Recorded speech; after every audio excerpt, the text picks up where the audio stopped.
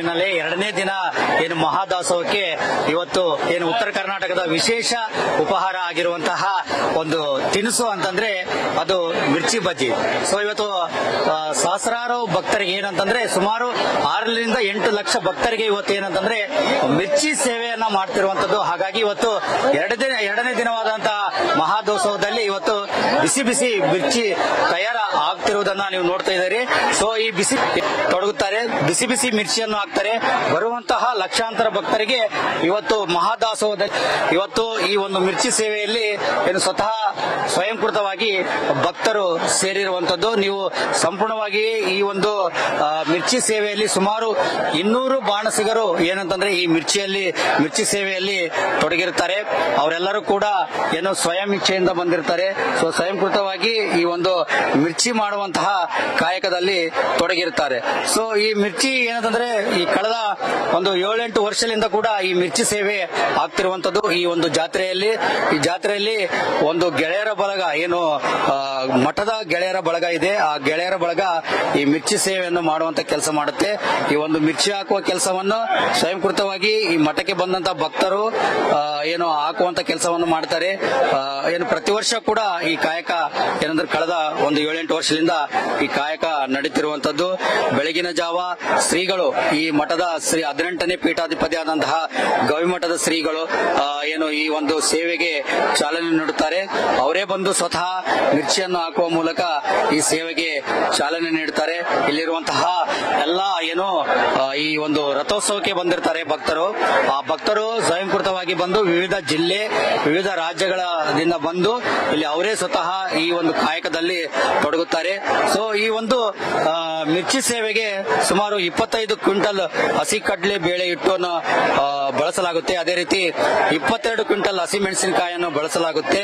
ಸುಮಾರು 25 ಕೆಜಿ ಅಜವಾನ, 25 KG soda ಪುಡಿ, 75 ಕೆಜಿ ಉಪ್ಪು, 60 ಸಿಲಿಂಡರ್ಗಳನ್ನು ಮತ್ತು 12 ಬ್ಯಾರಲ್ ಏನು ಅಡುಗೆ ಎಣ್ಣೆ ಮತ್ತು ಸುಮಾರು 25 ಊರಿನ ಗ್ರಾಮಸ್ಥರು ಈ ಒಂದು ಏನು ಮಿರ್ಚಿ ಸೇವೆಯಲ್ಲಿ ಭಾಗವಹಿಸುತ್ತಾರೆ. ಬೆಳಿಗ್ಗೆಯಿಂದ ಸುಮಾರು 5 ಗಂಟೆಯಿಂದ 10ರವರೆಗೆ ಈ ಒಂದು ಸೇವೆ ನಡೆಯುತ್ತೆ. ಸುಮಾರು 500ಕ್ಕೂ ಹೆಚ್ಚು ಮಹಿಳೆಯರು ಮತ್ತು ಪುರುಷರು, ಯುವಕರು ಎಲ್ಲರೂ ಸೇರಿ ಈ ಒಂದು ಮಿರ್ಚಿ ಸೇವೆಯಲ್ಲಿ ತೊಡಗುತ್ತಾರೆ. ಸೊ ಸುಮಾರು ಬೆಳಿಗ್ಗೆ 5ರಿಂದ 10ರವರೆಗೆ ಈ ಸೇವೆ ನಡೆಯುತ್ತೆ. 5ರಿಂದ 6 ಲಕ್ಷ ಮಿರ್ಚಿಗಳನ್ನ ಏನಂತಂದ್ರೆ ಇಲ್ಲಿ ಮಾಡಲಾಗುತ್ತೆ. ನಾನು ಇಲ್ಲಿ ಈ ಒಂದು ಸೇವೆಯಲ್ಲಿ ತೊಡಗಿರುವಂತಹ ನಾನು ಮಾತಾಡ್ತಾ ಹೋಗ್ತೀನಿ. ಎಲ್ಲಿಂದ ಬಂದ್ರಿ ಮೇಡಮ್? ನಾವು ಸಿಂಧನೂರಿಂದ ಬಂದಿದ್ವಿ. ಮೊದಲನೇ ವರ್ಷನಾ ಏನು ಈ ಮುಂಚೆ ಯಾವತ್ತಾದ್ರೂ ಬಂದಿದ್ರ? ಅದೇ ರೀ, ಇದು ಸೇವಾ ಮಾಡಿದ್ದಿಲ್ಲ, ಇದು ಫಸ್ಟ್ ವರ್ಷ ಸೇವಾ ಮಾಡಕತ್ತಿದ್ವಿ. ಜಾತ್ರೆ ಬಗ್ಗೆ ಏನು ಅನ್ಕೊಂಡ್ರಿ? ಕುಂಭಮೇಳ ಅಂತ ಪ್ರಖ್ಯಾತಿ ಪಡೋದಲ್ರಿ ಇದು. ಕೊಪ್ಪಳದಾಗ ಕುಂಭಮೇಳ ಅಂದ್ರೆ ಇದೇ ರೀ, ಬಾರಿ ಬೆಸ್ಟ್. ನಿಮಗೆ ನಮಗ್ ಮನಸ್ಸಿಗೆ ಸಂತೋಷ ಸಿಗ್ತದೆ. ಈಗ ಜಾತ್ರೆ ನಿನ್ನೆ ಬಂದ್ರೆ ಇವತ್ತು ಬಂದಿದ್ದೀರಾ? ಇಲ್ಲ, ಇವತ್ತು ಬೆಳಿಗ್ಗೆ ಬಂದಿದ್ವಿ. ಇಲ್ಲಿ ಏನಂತಂದ್ರೆ ಪ್ರತಿಯೊಬ್ಬರು ಬರುವಂತವ್ರು, ಜಾತ್ರೆಗೆ ಬರುವಂತವ್ರು ಎಲ್ಲರೂ ಕೂಡ ಏನಂತಂದ್ರೆ ಈ ಜಾತ್ರೆಗೆ ಬಂದು ಸೇವೆಯನ್ನು ಮಾಡ್ತಾರೆ. ಇಲ್ಲಿ ಕೂಡ ನಾನೀಗ ಇಲ್ಲಿ ಬಂದಿರುವಂತ ಸೇವಕ ಅಂದ್ರೆ ಭಕ್ತಿಯಿಂದ ಬಂದಂತ ಸೇವಕರನ್ನ ನಾನು ಮಾತಾಡ್ತಾ ಹೋಗ್ತೇನೆ. ನಮ್ಮ ಹೆಸರು ಶಾರದಾ ಶರವಣ್ ಅಂತ. ನಾವು ಗಂಗಾವತಿಯಿಂದ ಬಂದಿದ್ದೀವಿ. ನಾವು ಸತತ 15 ವರ್ಷದಿಂದ ಬರ್ತಾ ಇದ್ದೀವಿ. ಆತನ ಸೇವೆ ಮಾಡ್ಲಿಕ್ಕೆ, ಊಟಕ್ಕೆ ನೀಡ್ಲಿಕ್ಕೆ, ತರಕಾರಿ ಹಚ್ಚಲಿಕ್ಕೆ, ಮಿರ್ಚಿ ಹಾಕ್ಲಿಕ್ಕೆ, ಜಿಲೇಬಿ ಹಾಕ್ಲಿಕ್ಕೆ ಎಲ್ಲದಕ್ಕೂ ಬರ್ತೀವಿ. ತುಂಬಾ ಚೆನ್ನಾಗಿ ಸಂತೋಷ ಅನಿಸುತ್ತೆ ನಮ್ಗೆ. ಪ್ರತಿ ವರ್ಷ ತಪ್ಸೋದಿಲ್ಲ, 4-5 ಸಾರಿ ಬಂದ್ ಹೋಗ್ತೀವಿ 15 ದಿವಸ ಒಳಗಡೆ. ತುಂಬಾ ಖುಷಿ ಆಗುತ್ತೆ ಇಲ್ಲಿ ಬಂದ್ ಮಾಡ್ಲಿಕ್ಕೆ. ಎಷ್ಟು ಹೇಳಿದ್ರು ಸಾಲಂಗಿಲ್ಲ. ಅಜ್ಜಾರ್ದು ಬಹಳ ಚೆನ್ನಾಗಿ ವ್ಯವಸ್ಥೆ ಇದೆ, ಶಿಸ್ತಿದೆ, ಚೆನ್ನಾಗಿ ಮಾಡ್ಬೋದು, ಎಲ್ಲರೂ ಬಂದ್ ಮಾಡ್ಬೋದು. ಇನ್ನು ಏನು ಹೆಚ್ಚಾಗಿ ಬಂದು ಜನ ಸೇವೆ ಮಾಡ್ಲಂತ ನಾನು ದೇವರಲ್ಲಿ ಕೇಳ್ಕೊಳ್ತಾ ಇದ್ದೀನಿ. ಶಾರದಾ ಶರವಣ್ಣ. ನೀವೆಷ್ಟು? ನಾವು 15 ವರ್ಷದಿಂದ ಬರ್ತಾ ಇದೀವಿ. ತುಂಬಾ ಚೆನ್ನಾಗಿ ನಡೆಸ್ಕೊಡ್ತಾ ಇದಾರೆ. ಇಲ್ಲಿ ಮೇಂಟೆನೆನ್ಸ್, ಸ್ವಚ್ಛತೆ ಬಹಳ ಚೆನ್ನಾಗಿದೆ. ಇದೇ ತರ ಎಲ್ಲರೂ ನಾವು ಸಾರ್ವಜನಿಕರು ಕೂಡ ಮುತುವರ್ಜಿ ವಹಿಸಿ ಎಲ್ಲ ಸ್ವಚ್ಛತೆಯನ್ನು ಕಾಪಾಡ್ಕೊಳ್ಬೇಕಾಗಿದೆ. ಈ ಸೇವೆ ಮಾಡೋದ್ರಿಂದ ಏನ್ ಅನ್ಸುತ್ತೆ ಮೇಡಮ್? ನೀವು ಸ್ವಯಂಕೃತವಾಗಿ ಬರ್ತೀರಿ, ಶಾಂತಿ ಸಿಗುತ್ತೆ. ಇಲ್ಲಿ ಬಂದ್ರೆ ಮನೆಗೆ ಹೋಗಕ್ಕೆ ಮನಸ್ಸೇ ಬರಲ್ಲ, ಅಷ್ಟು ಚೆನ್ನಾಗಿ ಅನಿಸುತ್ತೆ.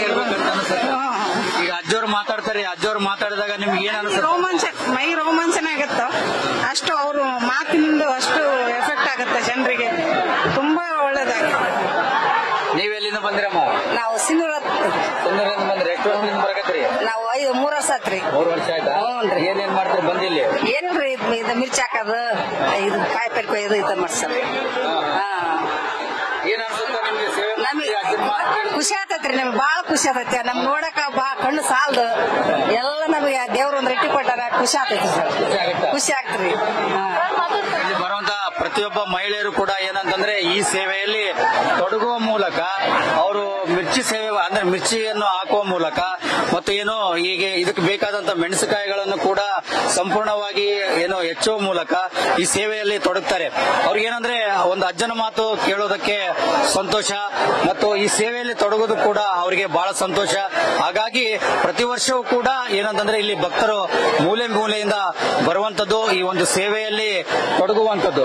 ಈಗ ನೀವು ನೋಡ್ಬೋದು, ನೀವು ಇಲ್ಲಿ ಏನು ಮಾಡಿರುವಂತ ಮಿರ್ಚಿಗಳನ್ನ ಇಲ್ಲಿ ರಾಶಿ ರಾಶಿ ಹಾಕಿರ್ತಾರೆ. ಇದು ಒಂದಲ್ಲ, ಎರಡಲ್ಲ, ಮೂರಲ್ಲ, ಸುಮಾರು ಲಕ್ಷಾಂತರ ಮಿರ್ಚಿಗಳನ್ನ ಹಾಕಲಾಗುತ್ತೆ. ಈ ಲಕ್ಷಾಂತರ ಮಿರ್ಚಿಗಳನ್ನ ಭಕ್ತರಿಗೆ ಏನು ಮಹಾಪ್ರಸಾದಕ್ಕೆ ನೀಡಲಾಗುತ್ತೆ. ಇದೊಂದು ವಿಶೇಷವಾಗಿ ಏನು ಜಾತ್ರೆ ದಿನದಲ್ಲಿ ನಡೆಯುವಂತಹ ಒಂದು ವಿಶೇಷ ಏನು ಮಹಾಪ್ರಸಾದಕ್ಕೆ ನೀಡುವಂತಹ ಒಂದು ವಿಶೇಷವಾದಂತಹ ಉತ್ತರ ಕರ್ನಾಟಕದ ಒಂದು ಮಿರ್ಚಿ. ಮತ್ತು ಅದೇ ರೀತಿಯಾಗಿ ನೋಡಬಹುದು ನೀವು, ಮಹಿಳೆಯರು ಕೂಡ ಏನು ಹಸಿಮೆಣಸಿನಕಾಯಿಗಳನ್ನು ತರ್ತಾರೆ. ಇದು ಕೂಡ ರೈತರು ಕೊಟ್ಟಿರುವಂತದ್ದು. ಈ ಮಿರ್ಚಿ ಸೇವೆಗೆ ರೈತರನ್ನ ಇದನ್ನು ಅರ್ಪಿಸಿರುತ್ತಾರೆ. ಇದರಲ್ಲಿ ಸಂಪೂರ್ಣವಾಗಿ ಮಿರ್ಚಿಗಳನ್ನು ಏನು ಹೆಚ್ಚುವ ಮೂಲಕ ಈ ಒಂದು ಸೇವೆಯನ್ನು ಮಾಡ್ತಾರೆ. ಸೊ ಹಾಗಾಗಿ ನೀವು ಏನಂತಂದ್ರೆ ಬೆಳಿಗ್ಗೆ 5 ಗಂಟೆಯಿಂದ ಸುಮಾರು ಏನು ಇವತ್ತು ರಾತ್ರಿ 10 ಗಂಟೆಯೂ ಕೂಡ ಮಹಾಪ್ರಸಾದದಲ್ಲಿ ಈ ಮಿರ್ಚಿ ಸೇವೆ ಕೂಡ ನಡೀತೆ. ನೀವು ನೋಡಬಹುದು, ಈ ಮಿರ್ಚಿಗಳನ್ನು ನೋಡಿದರೆ ಕೂಡ ನಿಮಗೂ ಕೂಡ ಬಾಯಲ್ಲಿ ನೀರು ಬರುವಂತದ್ದಾಗುತ್ತೆ. ಈ ಮಿರ್ಚಿಗಳನ್ನು ನಮ್ಮ ಅಜ್ಜನ ಜಾತ್ರೆಗೆ ಬಂದು ನೀವು ಸೇವಿಸಬಹುದು. ಇದು ಇವತ್ತು ಎರಡನೇ ದಿನದ ವಿಶೇಷ ಏನು ಮಹಾಪ್ರಸಾದದ ತಿನಿಸು. ಕ್ಯಾಮರಾಮನ್ ಪ್ರಕಾಶ್ ಜೊತೆ Raju B R, news first, Koppal.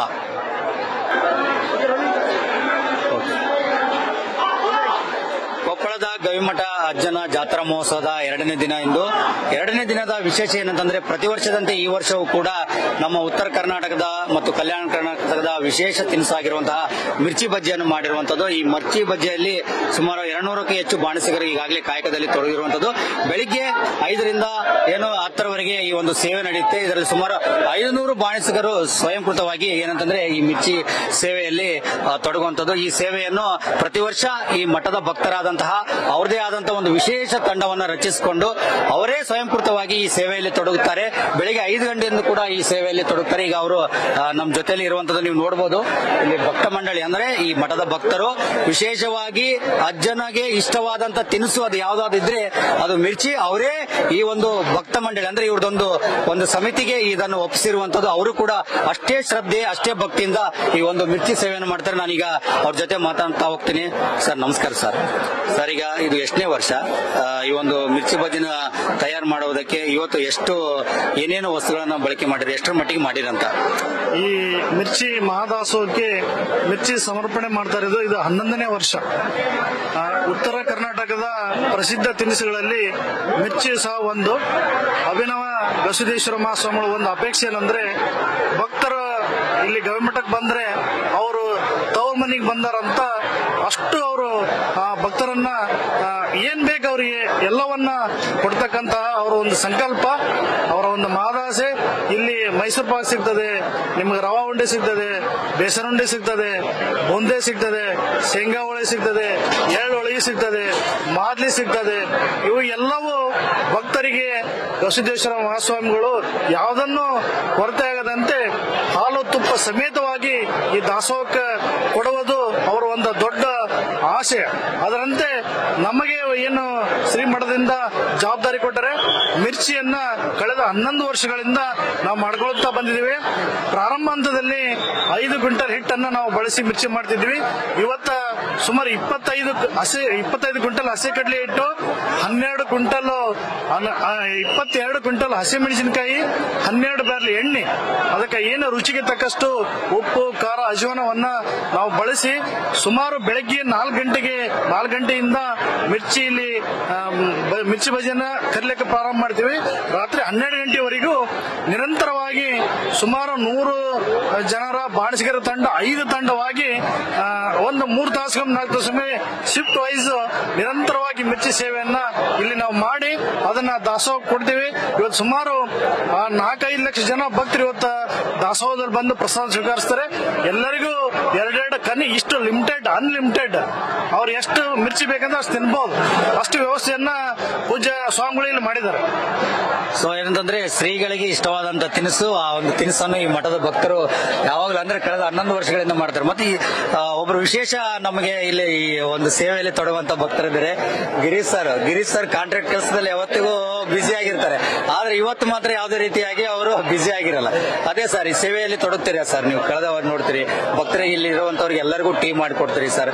ಈ ಒಂದು ಸೇವೆ ಬಗ್ಗೆ ನೀವು ಏನ್ ಹೇಳ್ತೀರಂತ? ನನಗ ತುಂಬಾ ಖುಷಿ ಆಗತ್ತೆ. ಇದೊಂದು ಮಿರ್ಚಿ ಸೇವೆಯಲ್ಲಿ ನನಗೆ ಒಂದು ಭಾಗ್ಯ, ನಮ್ಮ ಗೆಳೆಯರು ನನಗೆ ಈ ಅವಕಾಶ ಕೊಟ್ಟಿದ್ದಕ್ಕೆ.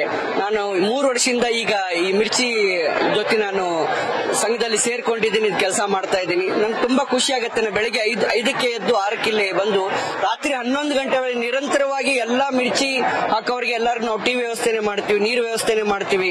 ಅಲ್ಲಿ ಹಿಟ್ಟು ಖಾಲಿ ಆದಲ್ಲಿ ಹಿಟ್ಟು ಅನ್ನ ಹಾಕೊಡ್ತೀವಿ. ಅದೇ ರೀತಿ ಮಿರ್ಚಿಯನ್ನು ಲೋಡ್ ಮಾಡಿ ಮತ್ತೆ ಕಳಿಸ್ತೀವಿ. ಕಂಟಿನ್ಯೂಸ್ ಆಗಿ ಕೆಲಸ ಮಾಡ್ತೀವಿ. ಇದು ಒಬ್ಬರಿಂದ ಇಬ್ಬರಿಂದ ಆಗೋದಿಲ್ಲ.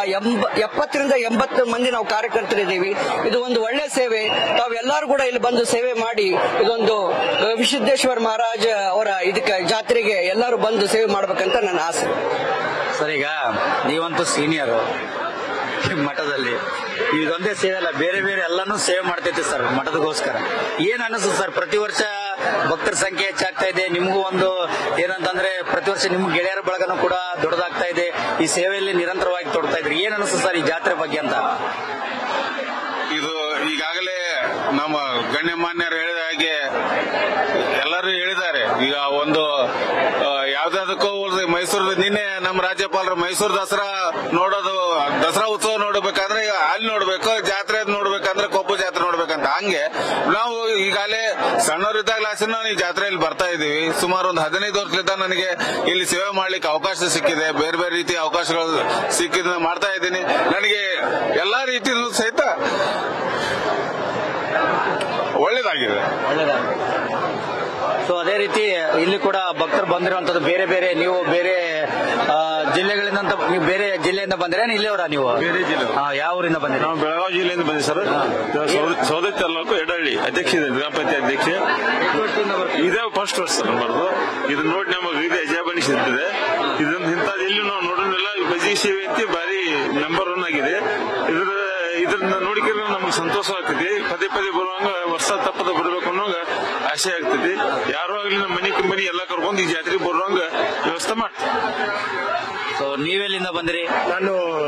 ನಂದು ಗದಗ ಜಿಲ್ಲೆ ಮುಳುಗೊಂದು, ಬಟ್ ನಾನು ಕೆಲಸ ಮಾಡೋದು ಸೌದಿ ಅರೇಬಿಯಾ. ಸೊ ಪ್ರತಿ ವರ್ಷ ನಾವು ಟಿವಿಯಲ್ಲಿ, ಪೇಪರ್ ಅಲ್ಲಿ ಇದನ್ನ ನೋಡ್ತಿದ್ವಿ. ಈ ವರ್ಷ ನನಗೊಂದು ಅಪರ್ಚುನಿಟಿ ಸಿಕ್ಕಿತ್ತು, ಓಕೆ, ಈ ಜಾತ್ರೆಗೆ ಪಾಲ್ಗೊಳ್ಳಕ್ಕೆ. ಇದನ್ನು ನೋಡಿ ನನಗೆ ತುಂಬಾ ಖುಷಿ ಆಯ್ತು. ಸೊ ಸಾಧ್ಯ ಆದ್ರೆ ಪ್ರತಿ ವರ್ಷ ಇದರಲ್ಲಿ ಭಾಗವಹಿಸ್ಬೇಕಂತ. ಈಗ ಬರೀ ನೀವು ಯೂಟ್ಯೂಬ್ ಅಲ್ಲಿ ನೋಡ್ತಿದ್ರಿ ರಥೋತ್ಸವನ, ನಿನ್ನೆ ಲೈವ್ ನೋಡಿರ್ತೀರಿ ನೀವು. ಈ ಮಿರ್ಚಿ ಸೇವೆಯನ್ನು ಕೂಡ ಲೈವ್ ನೋಡಿರ್ತೀರಿ. ಏನ್ ಅನ್ಸುತ್ತೆ ನಿಮ್ಗೆ ಇದನ್ನೆಲ್ಲ ನೋಡಿದ್ರಿ? ಇದೊಂದು ಅದ್ಭುತ ಕ್ಷಣ.